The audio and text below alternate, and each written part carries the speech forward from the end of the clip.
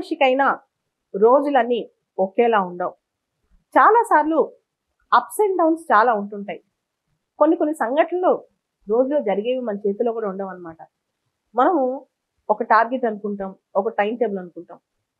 చాలా సందర్భాల్లో అవి మిస్ చేసుకుంటూ ఉంటాం అన్నమాట. కారణం ఏదో ఒక డిస్టర్బెన్స్ వస్తుంది, అనుకోని సంఘటన జరుగుద్ది, ఏదో ఒకటి మన జీవితంలోకి వస్తూ ఉంటుంది. ఇలాంటివన్నీ జరుగుతుంటాయి. ఈ టైంలో అసలు మనిషికి ఏం కావాలి? ఏదైనా టఫ్ కండిషన్స్ వచ్చినప్పుడు మనిషి ఎలా ఉండాలి?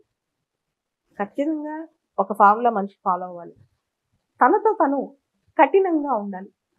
తన సెల్ఫ్ డిసిప్లైన్ తను ఫాలో అవ్వాలి. తను అనుకున్న రొటీన్ ఎంతో కొంత, ఎంత ఛాలెంజ్ వచ్చినా దాన్ని ముందుకు తీసుకెళ్తూ ఉండాలి. ఎక్కడున్నా, ఎటువంటి పరిస్థితిలో ఉన్నా మనం దాన్ని ముందుకు తీసుకెళ్తూనే ఉండాలి. ఏపీజే అబ్దుల్ కలాం గారు, ఆయన ఎన్ని ఛాలెంజెస్ వచ్చినా తన పని ఆపుకోలేదు. ఆయన ఒకసారి చాలా వర్క్లో ఉన్నారంట.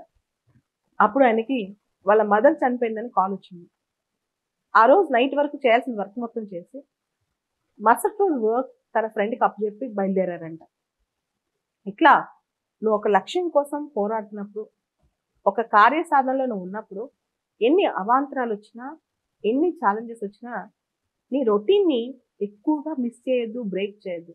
ఎవరైతే కంటిన్యూస్గా, రిగరస్గా ఒక పనిని చేస్తూ పోయారో ఆ పని వాళ్ళకి సులువైపోద్ది, ఈజీగా టాస్క్ గెలవగలరు.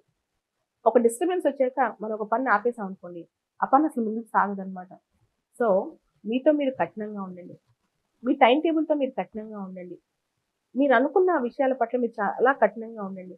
అలా ఉంటే ఆటోమేటిక్గా మీరు కోరుకున్నవన్నీ మీ చెంతకు వస్తాయి.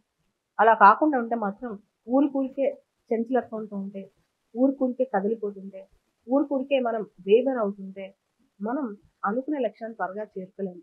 ఎవరైతే స్ట్రాంగ్ పీపుల్ ఉంటారో వాళ్ళు స్ట్రాంగ్ విజయాలు సాధిస్తారు.